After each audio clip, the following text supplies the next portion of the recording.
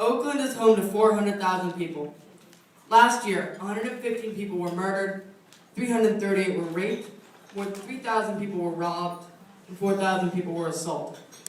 As of 2010, Oakland was ranked the 5th most violent city in the United States. You personally have a 1 in 50 chance of being the victim of a violent crime in Oakland.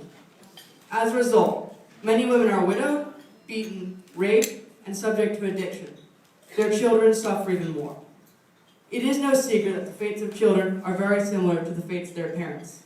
Women and children's lives are taken from them, literally and figuratively, by crime. For many, it seems hopeless. But it's happened so often, when a crisis presents itself, some brave soul steps up to confront it. Pat Lidstamp lived in Oakland when she founded the Elizabeth House. Over time, she realized many people lived on the streets and felt obligated to help. At first, she brought people home with her and gave them a warm place to stay for the night. In 1991, she purchased an apartment to house more people for longer periods of time. Finally, after struggling with financial issues, she bought an old convent and established the Oakland Elizabeth House as an official nonprofit organization so she could be as effective as possible in helping women and children. The Elizabeth House helps women and children who have been beaten, abused, addicted, or widowed. It houses women who lie below the poverty line or don't have homes. Almost all the women are mothers, and many are mothers who've had their child taken by protective services.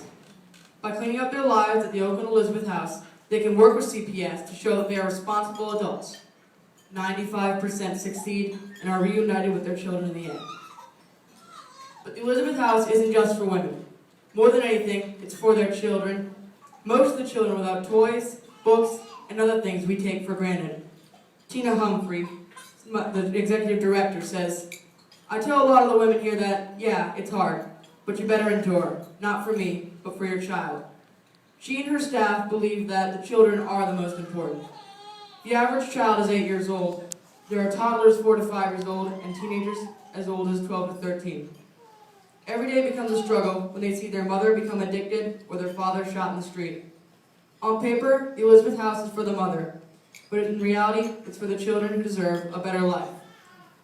When a woman is in need of help, they can call emergency services and may get redirected to the Elizabeth House to apply for long-term care.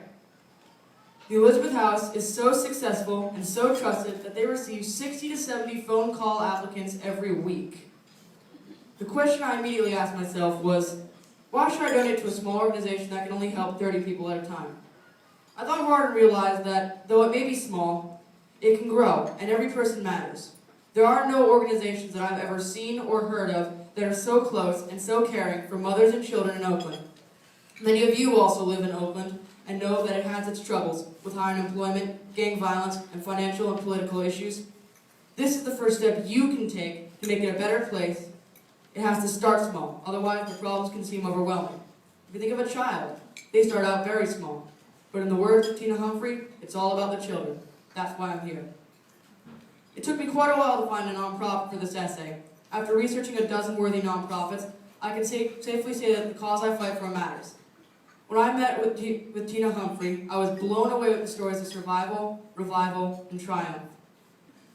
During a tour of the home, I couldn't believe my eyes. The kitchen that feeds 30 people every day is no bigger than my own. The paint on the walls is chipping, and their technology is dated. The Elizabeth House still struggles with financial issues. Annually, they receive about $200,000 in donations, but their yearly expenses are $250,000. That's $50,000 short. For a house that is home to 10 single mothers and their children, being short $50K makes it difficult to pay for food, electricity, and running water. These families are brought in off the streets and offered a better life, but the people helping them struggle to make ends meet and keep it going.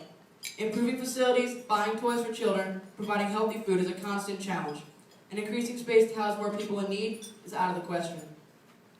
Kimberly Martinez was a drug addict, a criminal, and an irresponsible mother. She lost her son to protective services and was living under the poverty line when she applied for the Elizabeth House. After doing time in prison, the county told her that she could get her child back if she went to a treatment program. So she applied for the Elizabeth House.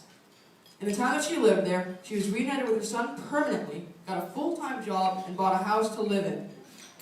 As of today, she has been living alone for 10 months and has been sober for over 3 years.